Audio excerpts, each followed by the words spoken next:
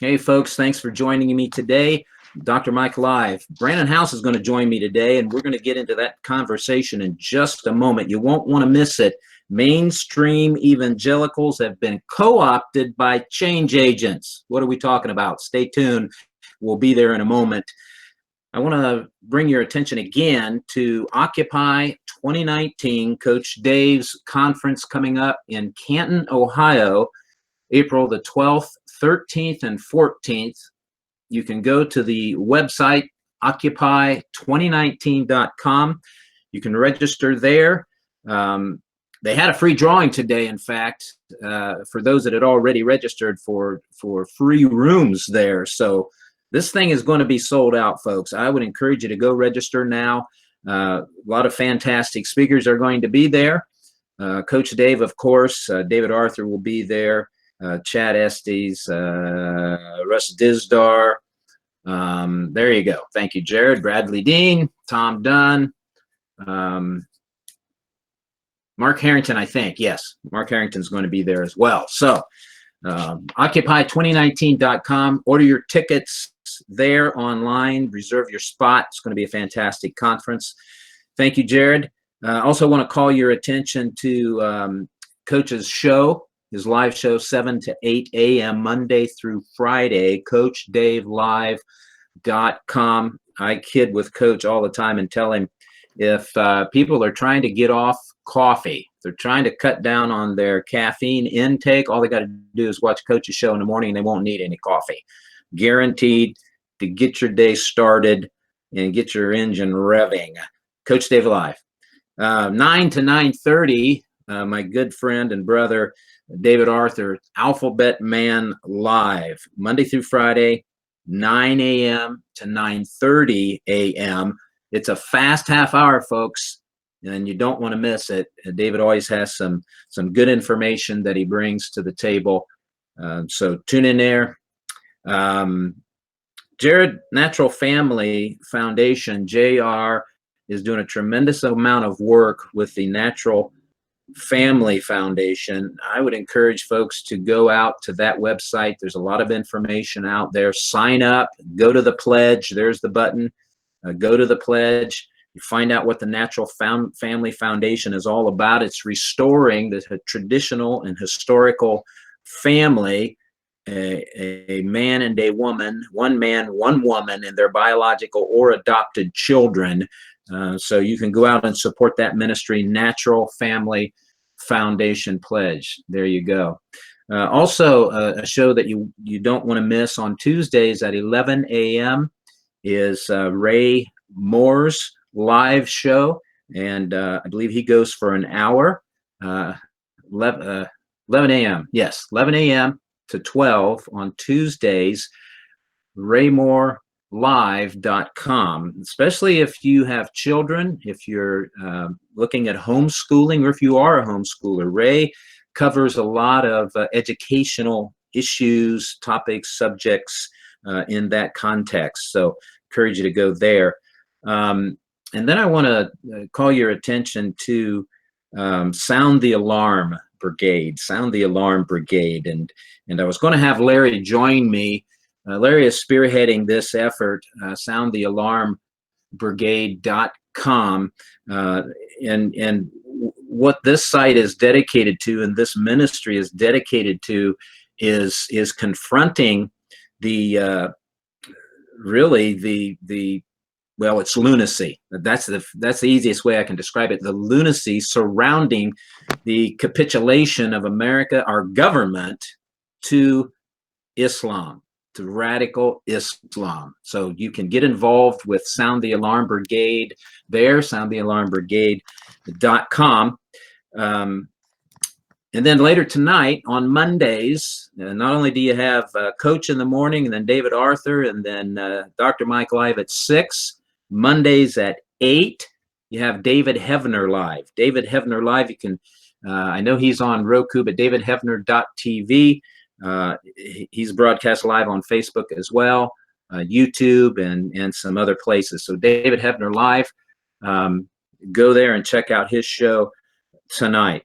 And I think the very last one I wanted to mention, Jared, was Go Therefore 2019.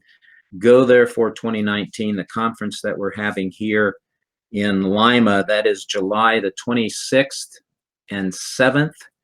And it'll probably will spill over. I have got to get this schedule tightened down and put into place so I can say with certainty.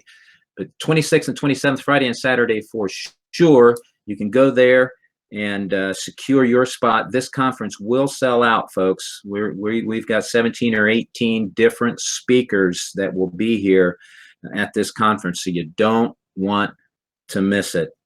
And last but not least, I want to mention I was talking to a friend today that's helping me with this this platform and this show. This show, folks, I want you to know that if you miss an episode, you can go to drmikelive.com, the archives. All of the shows are there archived for you. And we bring in some fantastic speakers, authors, commentators, and you can be encouraged by going back and listening to these. And I'd appreciate you sharing them with your friends. All of those shows are out there. And I also appreciate your support. There's a donate button on the drmikelive.com. This is a secure site. We use Stripe secure donation software, so you don't have to worry about your information being compromised. So appreciate your support. Jared does a fantastic job of being the engineer for this show, and we appreciate his effort very much. We have bills that we want to take care of, so please support the show if you're so led there at the donate button.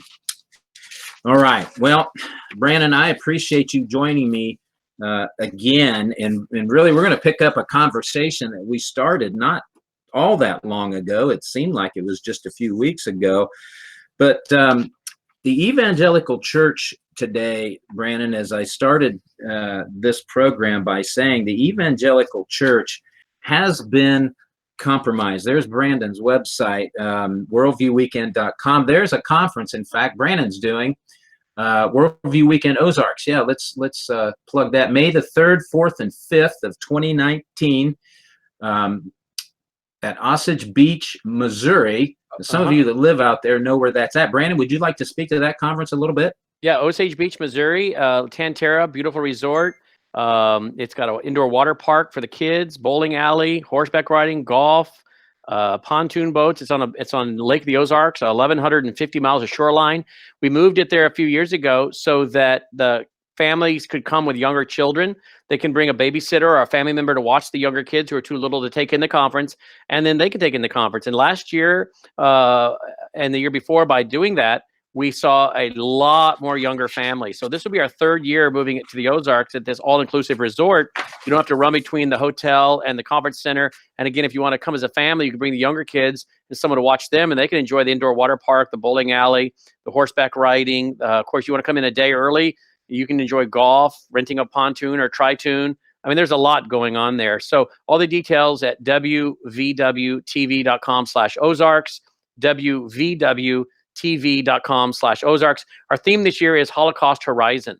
Holocaust Horizon. And when I started promoting this several months ago, I said to folks, by the time this conference gets here, trust me, the issue of anti-Semitism will be on the radar. And look at where we're at today. I was watching clips of congressmen on the floor the other day in the Republican Party calling out the anti-Semitism of this Muslim lady and Omar. And it's just shocking what's happening. And again, I guess apparently that's okay for her to say the thing she is about dual loyalty, as though somehow the Jews in America that are loyal to Israel are somehow got a dual loyalty and are not therefore loyal to America. It is ridiculous. This is the talk you expect from a fool like her. But now we got Judge Janine being pulled for what, 2 weeks because she dared to speak the truth about the hijab that Omar wears and saying this is part of Sharia.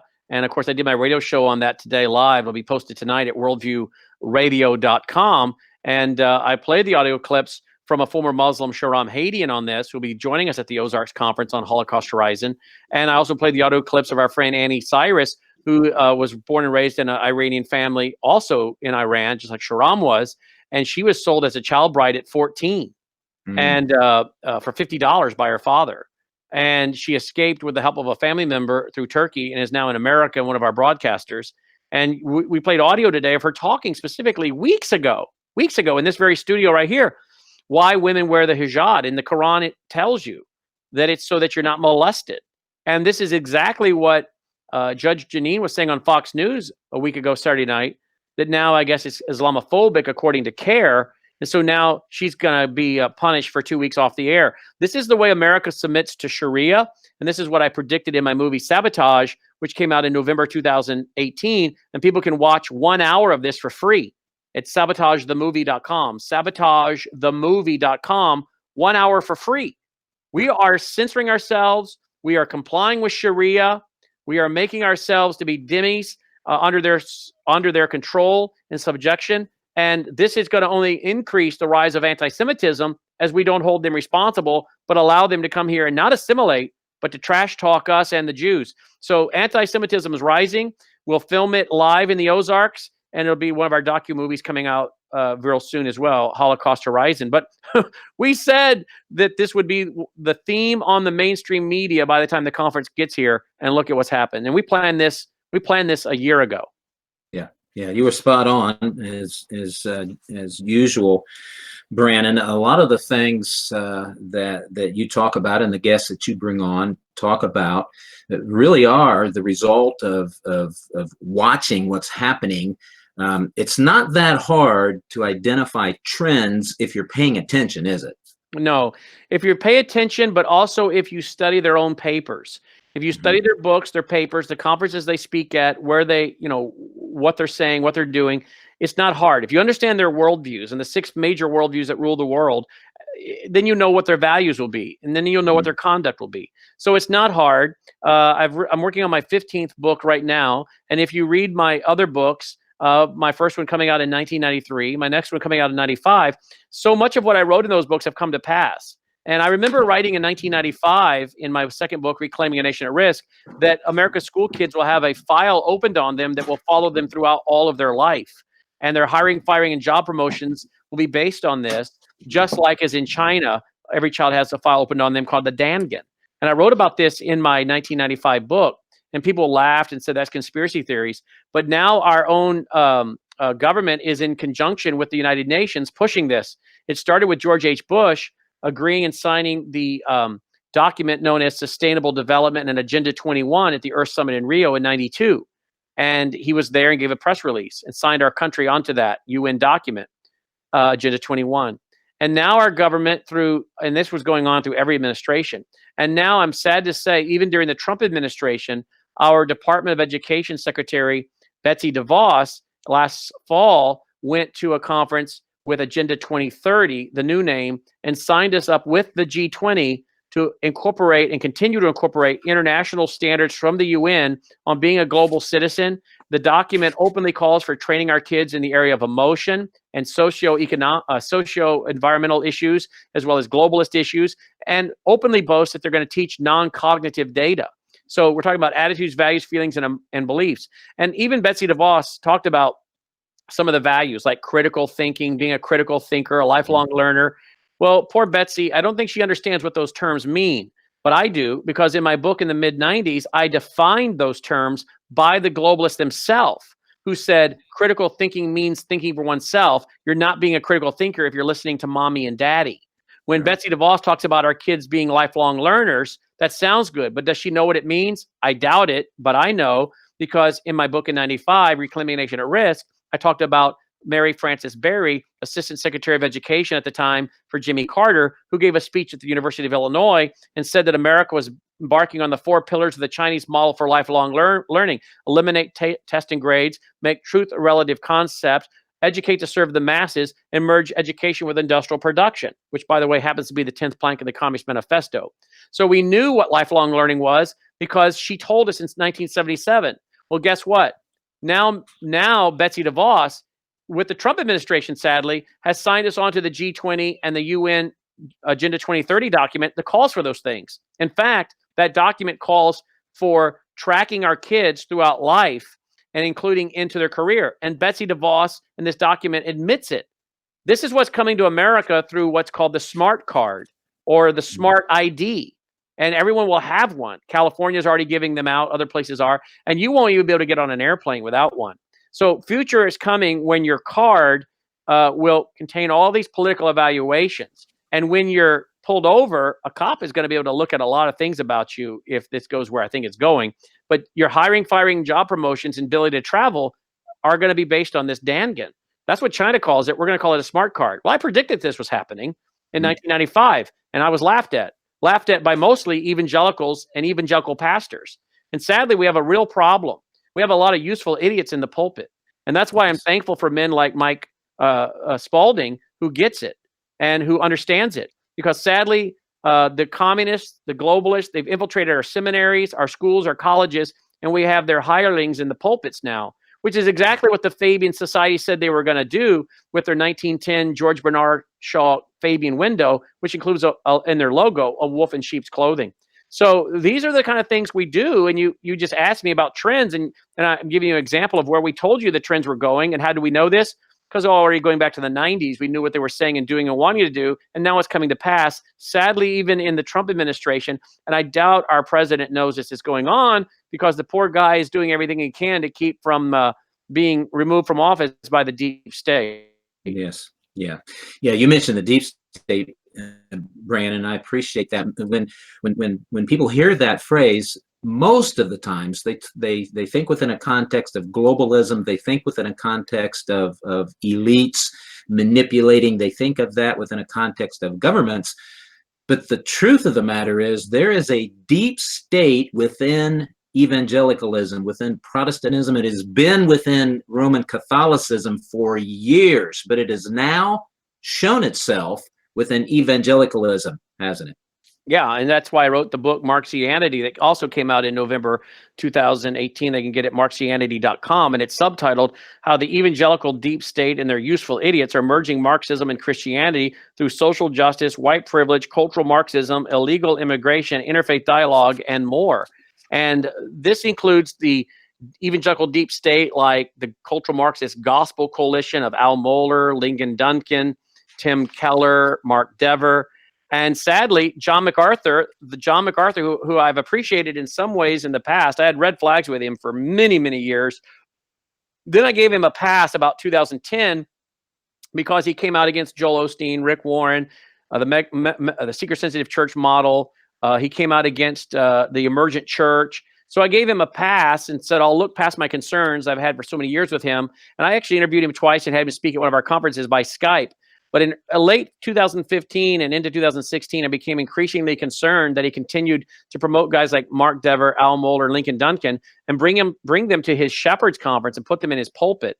And even after I wrote this book and it came out in November, exposing these guys, 336 pages, 395 footnotes, and doing lots of TV shows that are available to the public at wvwtv.com, you would think he would be up to speed, but I guess he doesn't care. Because we actually have a video clip now where he told the people at his conference on his church platform about a week ago that he knows he disagrees with them on social justice, but yet he says we agree theologically on so many things, and we don't really disagree anywhere that he knows theologically, but he's going to still work with them. He doesn't want to fight his friends, and he doesn't want to be an island. Well, you can still be friends with them, but don't put them on your platform of your church. But how can he sit there and say, I think we agree and stand on the same theology? Well, you admit these guys are promoting social justice, because social justice redefines the mission, purpose, and function of the church. And if you redefine the mission, purpose, and function of the church, then guess what, John? You don't agree with him theologically. So that's right. John MacArthur has made a big, big, big mistake. And so I guess I should have stuck with my gut feeling about him many, many years ago and avoided promoting him and interviewing him. And that's why I apologized in November of 2018 in this book. I apologized and say I feel embarrassed for having promoted him, because here he is promoting the evangelical deep state. He signed this Dallas statement against social justice. In an article, he called it one of the greatest threat, if not the greatest threat to the modern day church. Yet the next week, he flew here to my home state of Tennessee and spoke in Nashville with Tim Keller, a cultural Marxist. So John MacArthur is talking out of both sides of his mouth. And you know, this is the same guy at the Strange Fire conference that told people not to share the stage with clear-minded charismatics because you'll give them theological cover. Yet then he runs and speaks with Matt Chandler and David Platt and John Piper. Well, wait a minute, John, I thought you said not to do that. So it's not do as I do with John, it's do as I say, not as I do. Because he does the very things he tells people not to do. And this is a real problem. And this is when he's not going around trash talking conservative Christians through his book, Why Government Can't Save You, that I bought back in 2003 and marked it up. And in this book, he bemoans Christian conservatives, Christian conservative activists. So let me get this straight. John MacArthur has lots of patience for progressive Christian activists, i.e. the social justice guys, Al Mohler, Lincoln Duncan, and Tim Keller, and brings them on his church platform and says, I'm not going to oppose you, I'm not going to fight you, I don't want to be an island. Lots of patience for the progressive Christian activist, but he writes a book trashing the Christian conservative activist. Yeah, Jared, we're going to play that clip that I sent you in just a moment. Here's an excerpt, Brandon. This is an article that you wrote and released just a couple of days ago, 5 days ago, on March 13th. There's a little excerpt, and this is just to provide information for you folks so that you understand how far the tentacles of social justice actually go. It's social justice that is leading to the complete and total transformation of American culture. And let me just add this. This is not from the article that Brandon wrote, but this is a side note. The true goal and aim of everything that's going on today, you need to understand this, folks. It is the destruction of the true church. This is how Luciferian, the strategy, how ingrained and deeply embedded the deception is, that it's now drawing and compromising what used to be considered pillars of the faith. These men and women have given themselves wholeheartedly to the social justice cause. Now let me finish this quote. It is social justice that is leading to the complete and total transformation of American culture, our way of life, our liberties, our freedoms, and most importantly, affecting our stand for biblical truth, the purity of the gospel, and the biblically stated purpose and function of the church. Under the banner of social justice, we now have the LGBTQ agenda, feminism, abortion on demand, infanticide, hate crime laws, open borders, interfaith dialogue, and the calls for reparations and mandatory minimum incomes. Folks, they are trying to steamroll us. They are trying through a tsunami of personalities, of ministry brands, and I hate that, the cult of personality, people that are considered too big to fail because they've been faithful for so many years. That guarantees them that they can never be challenged, they can never be in error because they've been faithful for so many years. That's a bunch of hogwash in and of itself. But anyway, let's play this clip and then we'll get back to the conversation. Theologically, with where we all stand. And we've navigated that together on every possible platform in every situation. How we respond to the culture around us and the pressures that come on us from the culture, how we navigate those relationships that face us. I get a lot of, and even with this Shepherd's Conference coming up, I got a lot of heat from people on the internet who I don't, somebody has to show it to me because I don't go there. But that you were going to be here because you may have expressed yourself differently on the issue of social justice or whatever other issue it might have been. That seems to be the buzz button anyway. And I said, look, these are my friends. These are men I love. These are men who serve Christ. They've given their life to Him. God has given each of you guys a formidable place in the kingdom, and you've all had an impact on my life. I'll fight error, but I don't fight my friends. Why would I do that? I don't want to become an island. I don't want to become an island. Brandon, that was compromise right there, wasn't it? Oh, absolutely. And again, one of the reasons I looked past some of my concerns with John MacArthur was because he came out, was opposing the emergent church, the gospel, excuse me, the emergent church, Rick Warren, Joel Osteen, some of these guys. And so if you're not going to oppose these men that are part of the emergent church, I hope people understand what I just said. John MacArthur, I started following him and giving him a pass for the things I had concerns about with him because he was opposing the emergent church. John MacArthur is now promoting and giving credibility to the emergent church with some of their key leaders on the church platform. Now, I know the hyper-Calvinists, extreme Calvinists, and these devotees will be howling, but you know, many of them are educated beyond their intelligence. But if they want to get my book, Marxianity, I have a whole chapter that proves that the Gospel Coalition is the emergent church repackaged. And John MacArthur now has on his church platform those three men sitting there, Lincoln Duncan, Tim Keller, Mark Dever, who are council members with the Gospel Coalition. And the Gospel Coalition is the emergent church repackaged. Tim Keller's the co-founder. And in this book, I detail that the emergent church, by their own admission, by the admission of people like Bob Buford, was started by the influence of people like Peter Drucker, Bob Buford, and their influence that he had on other people. Brian McLaren of the emergent church. Brian McLaren admits how the emergent church formed. And it's through these guys that we now see at the Gospel Coalition, like Tim Keller. So again, I looked past my concerns a few years ago in 2010 with John MacArthur because he started opposing the emergent church.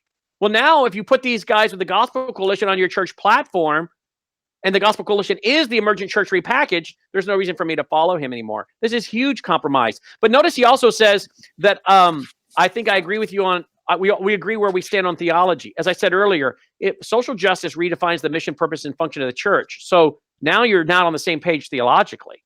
I don't think John understands that. Number two, he said, you've all been appointed to strategic places in the kingdom of God. How does he know that? Is he getting extra biblical revelation? Because again, he's opposed to extra biblical revelation. So if he's getting extra biblical revelation, he's not a cessationist anymore. So that's a problem. Number three, we're not in the kingdom of God. So how can he say that these people have been appointed to key places in the kingdom of God when we're not in the kingdom of God? God will bring his kingdom per Daniel 2. God will bring it, and Christ will rule and reign. We're not in the kingdom. So again, John needs to get his terminologies right. But this is also a guy who's claimed openly he's a leaky dispensationalist. So this is what happens when you don't have a consistent hermeneutics with the consistent house rules of dispensationalism and become a leaky dispensationalist. You start getting really messed up. And this is why he then will use text. I think it's Matthew 24. Those who persevere to the end will be saved. That's not salvation. John wants to try to apply that to salvation. That's talking about the physical saving of the Jews through the tribulation. So John has a real problem with confusing sanctification, justification. You add in his Savior Lord concept, which does not take into account that you do have Christians that unfortunately will act in a carnal manner. The Apostle Paul addresses that. That's what you perform church discipline on. John MacArthur is very strong on church discipline.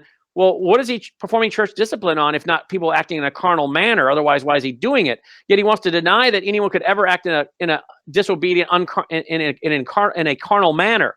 I'm not saying being a carnal Christian or acting in a carnal manner is a good thing. It's a bad thing, and the Lord can take you out for that.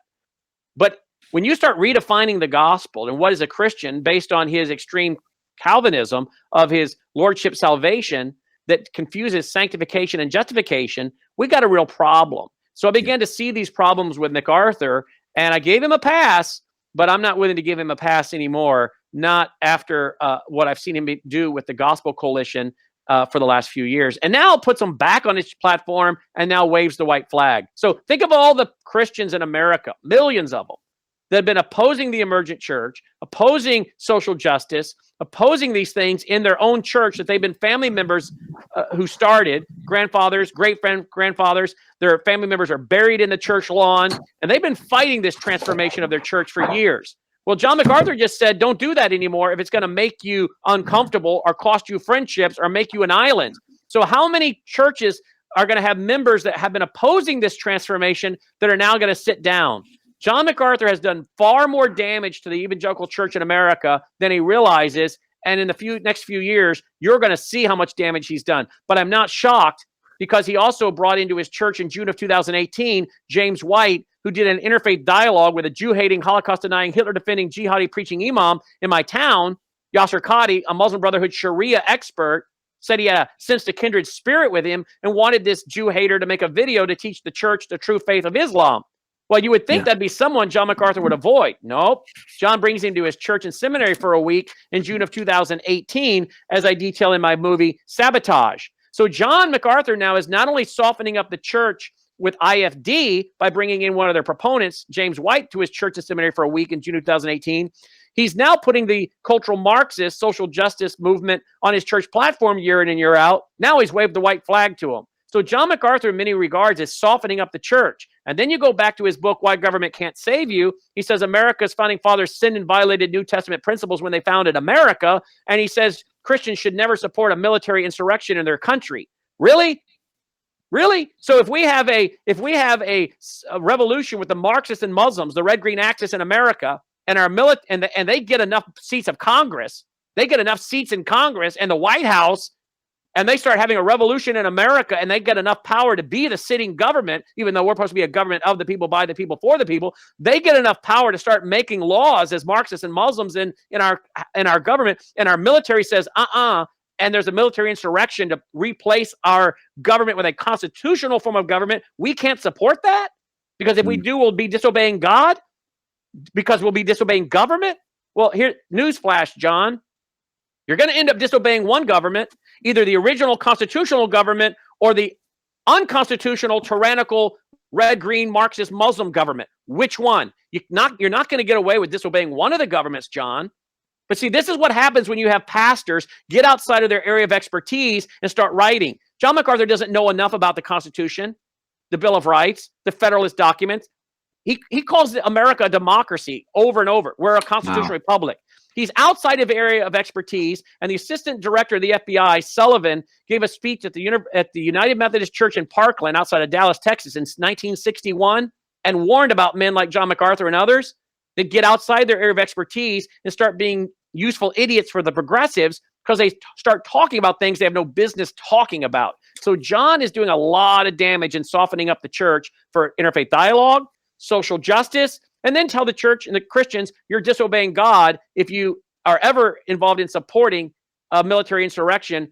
Well, wait until the Marxists and Muslims get enough control in America and Christians say, well, we want to put back in place a real central constitutional form of government.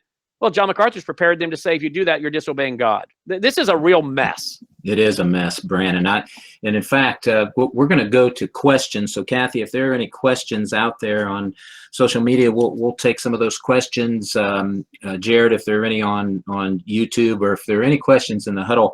But Brandon, listening, it just occurred to me that I need to update my dissertation. I don't know if you can see the screen, but this is my bound copy of my dissertation, Emergent Emergency, Examining the Theology of Brian D. McLaren, Leonard I. Sweet, and Rob Bell.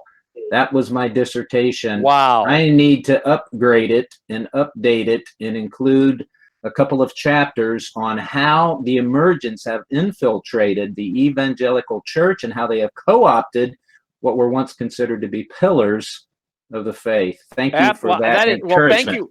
Thank you for doing that, and I'm glad you get it. And again, I said a while ago, you get it. And again, if you go to my book, Marxianity, I have a whole chapter on the emergent church repackaged, and it goes into great detail with all the names, all the people, all the quotes, all the footnotes about how the guys at the Cultural Marxist Gospel Coalition, of which include those three men MacArthur just waved the white flag to on his church platform, they're all part of the Gospel Coalition, which is tied directly back to the Leadership Network and Bob Buford and Peter Drucker and Tim Keller and the founding of what is known as the Emergent Church by the admission of some of the founders, not my opinion. So yes. Again, did you ever, if I had told you 10 years ago, John MacArthur would wave the white flag to social justice in the Emergent Church, you would have said that's never going to happen. That's right. But that's what he's done. But I guarantee you he won't admit it, because I don't think John MacArthur is the kind of guy that ever admits he's wrong. Yes, well, he's not going to be permitted to do that, Brandon. You already know that as well as I do. His handlers will not allow that to happen because, sadly, MacArthur, and he's not the only one, he's become a brand. There is a brand that needs to be protected, an image that needs to be protected. And it's not just him. There are many others that are too big to fail now, and they will obfuscate and cover any failures so that it's airbrushed out. Anyway, any questions? Any questions from the queue? Anybody? Denny, you got any questions? Any questions for Brandon? I've got a question for Brandon. Okay. Brandon, whatever possessed you to get into this battle? Which one? The whole battle or the Marxianity battle? The righteous battle. The which battle? The righteous battle. Well, what had possessed me to get into this worldview battle, I've been going all the way back to the 90s when I founded Worldview Weekend in 1993, was that I was speaking on education issues. I was doing a lot of secular talk radio. That's where I came from, was secular talk radio. I was the education reporter for Michael Reagan, Ronald Reagan's oldest son, and then I was his frequent guest host.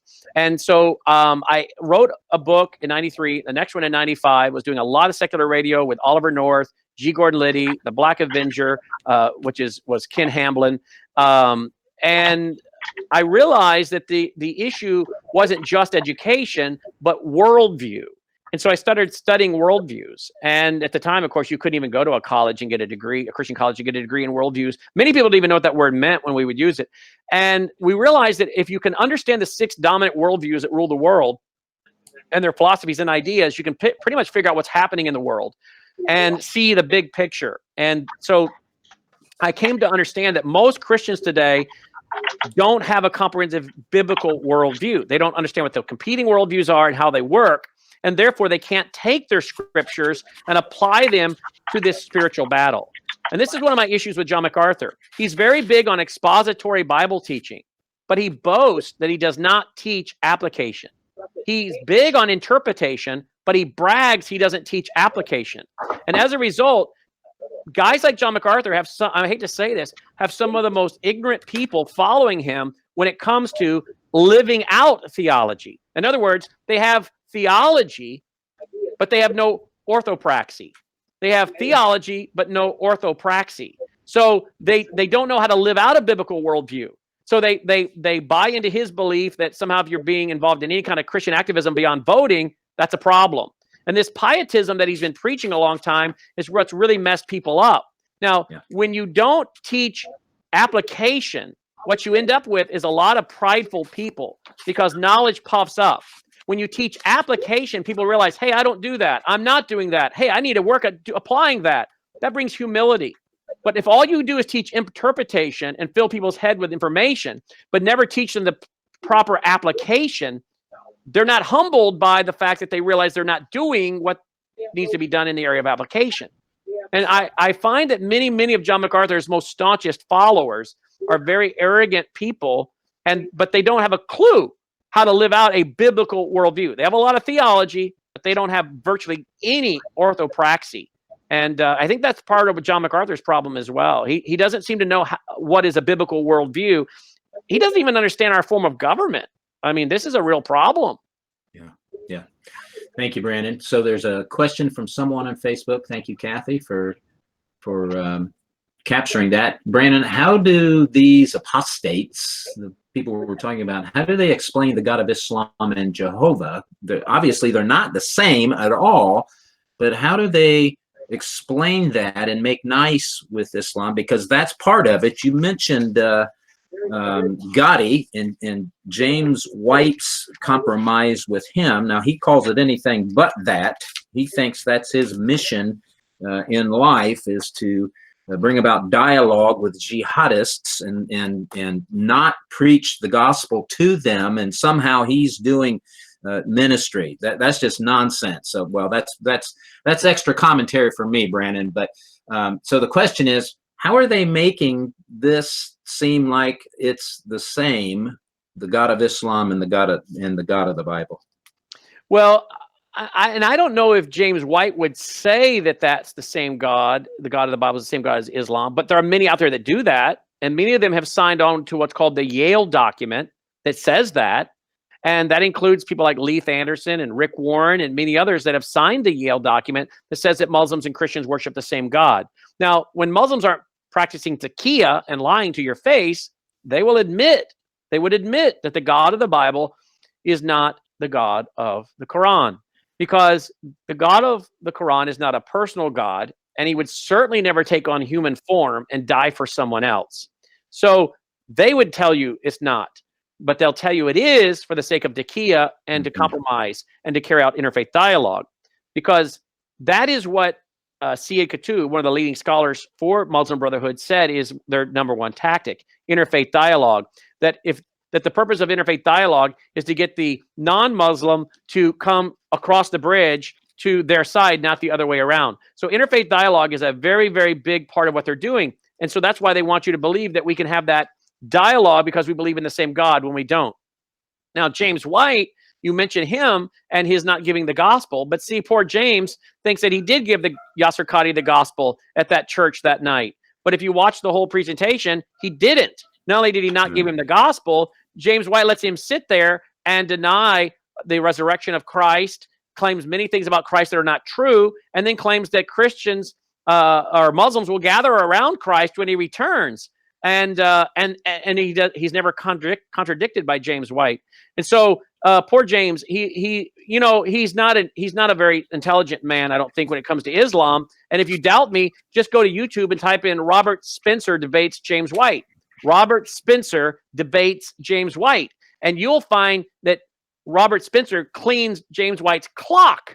It's very apparent that James White doesn't understand Islam.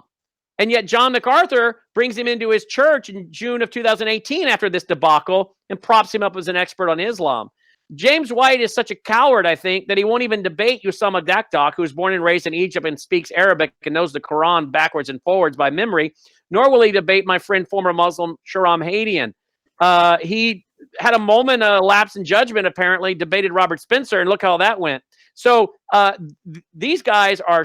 This is your neo-Calvinist today, folks. This is, and I think John MacArthur's become a neo-Calvinist. And the reason I would say that is this: if you're going to give these guys a platform, if you're going to defend them, and you say you agree with them theologically, then that puts you in the same camp with them. That makes you a neo-Calvinist, because that's what Al Mohler, Lincoln Duncan, and Dever are. They're neo-Calvinists. I mean, Mark Dever, as I document in my book, Marxianity, Mark Dever did a survey, promoted a survey at his church with another church called Living Out, that was developed by Living Out in Great Britain, produced by an admitted homosexual who I guess isn't practicing, but same-sex attracted Anglican priest by the name of Sam Alberry. He developed 10 points to see if your church is LGBTQ inclusive. One of the points was, just as you share your holidays and meals with people in your church, you share your children. Wait a minute, you're going to share your children with LGBTQ people or same-sex attracted people? Well, after Tom Littleton and I brought attention to that, they changed that one. But I document that in my book, Marxianity, and Mark Dever's promoting that trash. I mean, and then we could go into Al Mohler and his working with the Kern Family Foundation, and that they're funding something known as Commonweal, and that's spelled W-E-A-L. I think what's missing is the TH, Commonwealth. I think that's really what they're promoting, because then they go on through the Commonweal Project, which is promoted by the Acton Institute. The Acton Institute is run by a gay priest, Bob Sirico, who is reported to be a former Pentecostal who in the 70s did a same-sex marriage ceremony and became a homosexual. So now I guess we're led to believe, from what I'm reading, he's a homosexual priest running the Acton Institute, which is pushed off as a libertarian organization. But if you study them, they're not libertarian. They're communitarian. They're merging socialism with capitalism. And who's promoting that and sending kids off to that for extra credit from his Southern Baptist Theological Seminary? Al Mohler. I mean, this is a rat's nest in a woodpile. And poor John MacArthur, he doesn't realize, I guess he either doesn't realize what he's doing, or he's decided to go the route of pragmatism. I think it's pragmatism, because he says social justice is one of the greatest threats facing the church in an article, and signs the Dallas Statement, and then runs the next week to speak at a conference in Nashville, 3 hours up the road from me, with cultural Marxist Tim Keller. He says it's a great threat, and then he waves the white flag to his cultural Marxist social justice buddies on his church platform. He says don't speak with the clear-minded charismatics and give them theological cover, yet he goes and does that. I mean, talk about your strange fire. I personally am not taking issue with my clear-minded charismatic friends. I'm not charismatic, but I'm not taking issue with my clear-minded charismatic friends that preach the true biblical gospel and have started Christian schools. How many Assemblies of God churches started Christian schools across this country? How many of them were educating their people and having a biblical worldview for family, government, and church? So, MacArthur might want to spend a little less time wagging his finger in the face of the clear-minded charismatic friends of mine and a little more time cleaning up his own house, throwing in with the social justice guys and the IFD guys. I mean, the IFD guys are throwing in with the jihadis that want to overthrow our form of government and bring in Sharia. And he acts like the clear-minded charismatics are a problem with his Strange Fire conference. I mean, this guy, I'm so embarrassed I ever promoted him.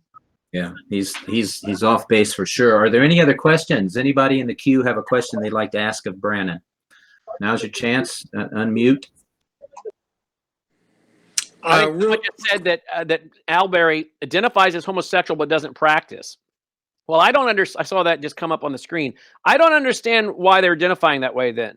The Apostle Paul says, as were some of you. Oh, exactly. I agree with you. I was one of them for over 30 years.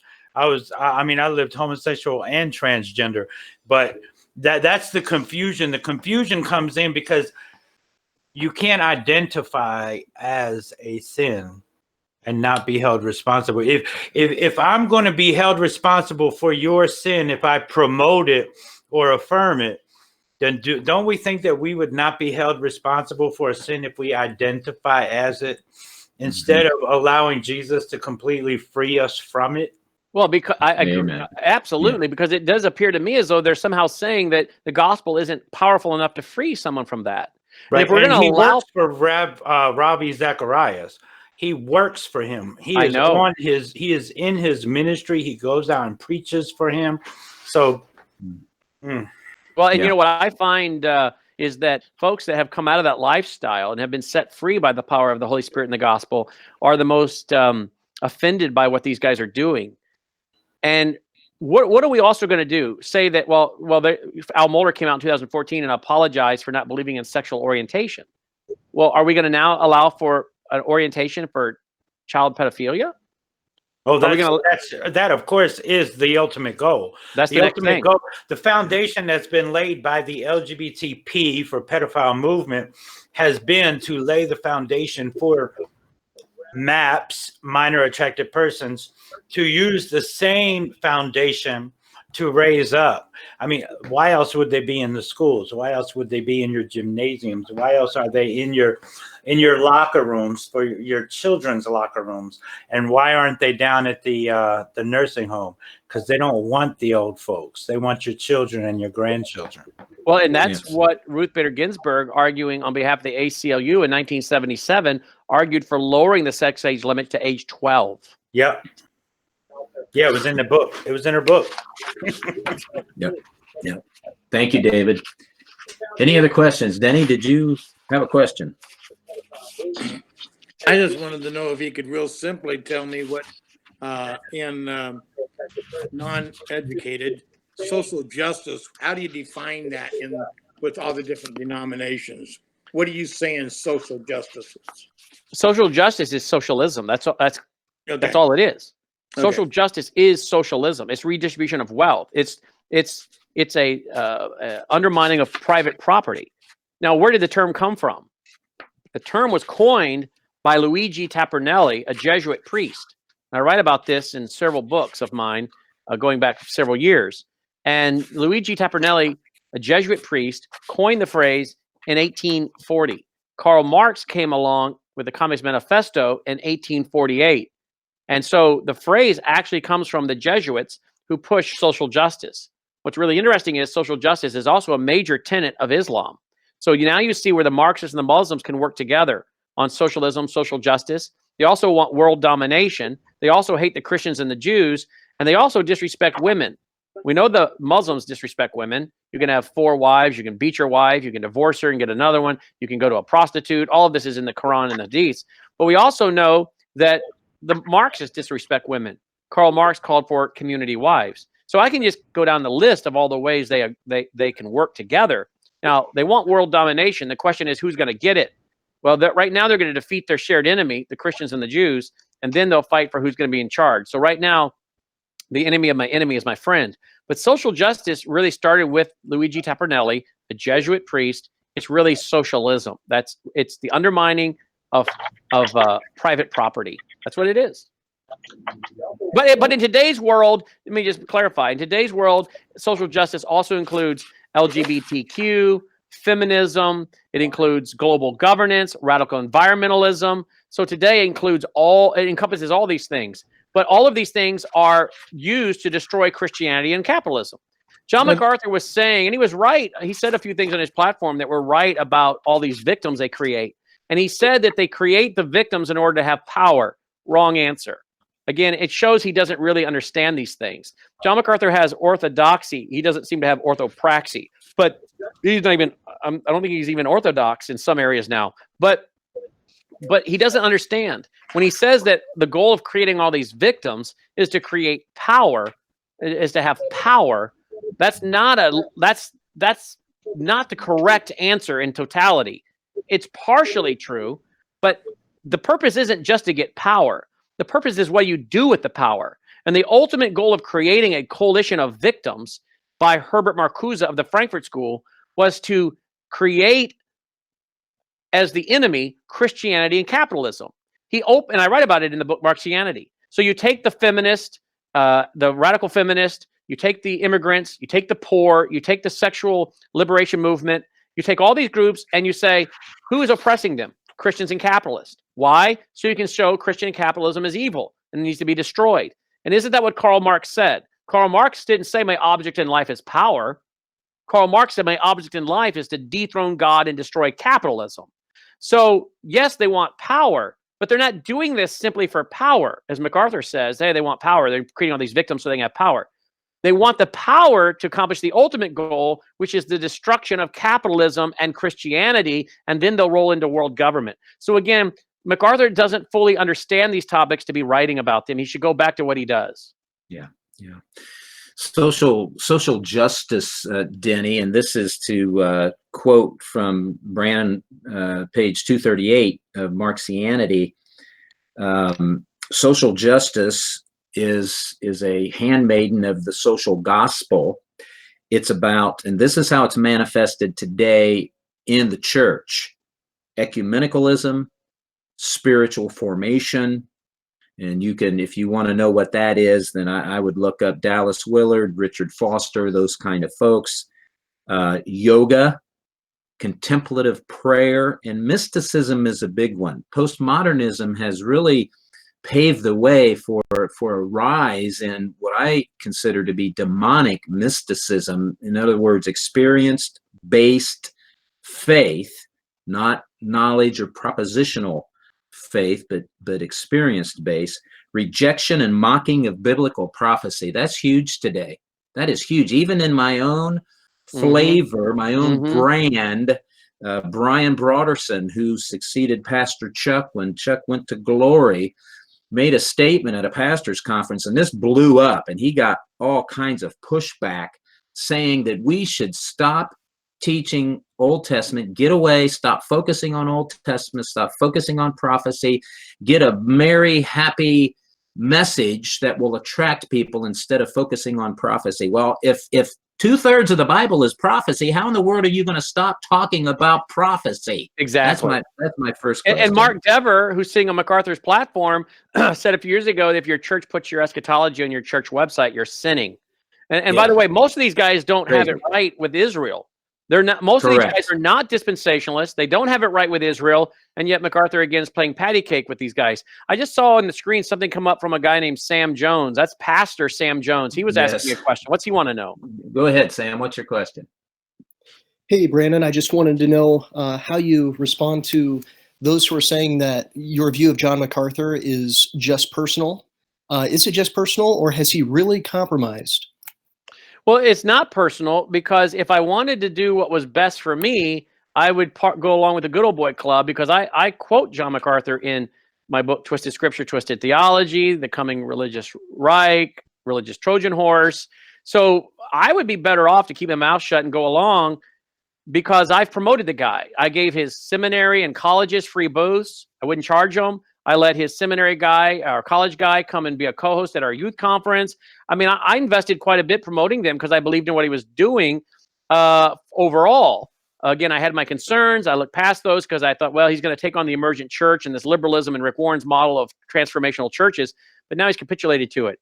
So if I wanted to do what was best for me, I wouldn't say anything because I've quoted him and gave him too much credibility. No, it's not personal. It's theological. These guys are always going to say it's personal because they can't refute what I'm saying.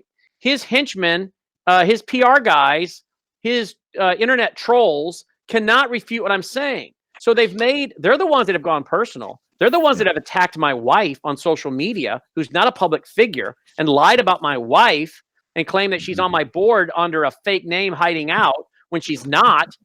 She's not. That's her maiden name, and she signs it with my last name, but our tax attorney and accountant change it back to her maiden name, as they have on every house we've ever bought and every tax return we've ever formed, because we never bothered to change her name when we got married in 91. And so they change it. She signs it with her first name and my last name, but underneath it, they change it in the type. They type it up and change it. They do it. The tax attorneys, the accountants, the title companies. But yet, John MacArthur's right-hand man, about a year ago, was on social media trashing my wife, saying I run a scam ministry and she's on my board hiding out. No, she's not. And if he'd bothered to call me, we would explain that to him. He also encouraged people on social media how easy it is to find my home address. And he did that several times. We have all the screenshots until someone tweeted a map right to my front door, even though we had a gunman, which he knew about, came to our conference with 5 weapons and threatened me and Shahram Hadian, and finally went off to federal prison for it. And then one of the guys at Grace to You, a guy named Fred, tweeted out where I go to church. So we had to leave that church. This is how they have gone personal. So, of course, MacArthur's guys are notorious for accusing everyone of the very things they do. They say, oh, he's being personal. No, they're the ones being personal. They can't stick to the facts because we've proven they're wrong and their empire's collapsing and other people are now up to it. We're being flooded with emails from doctors, anesthesiologists, lawyers, business people that are dumping supporting his ministry. Now he's under probation with his own accreditation service that have accused him of having a climate of intimidation and bullying. Well, ask me about that. I'll show you the file of tweets from his people and blogs about that thick that show you that tactic of intimidation and bullying. So no, they're the ones being personal, not us. We're sticking to facts. Yes. Well, thank you. Thank you so much for standing up for the truth and fighting for the right side. Thank you, Sam. Amen. Amen. Brandon, believe it or not, brother, we are out of time. That's the fastest hour on the internet. I appreciate you joining me, Brandon, and we'll circle back and do this again. That was just the tip of the iceberg. Folks, listen, this show will be in the archive.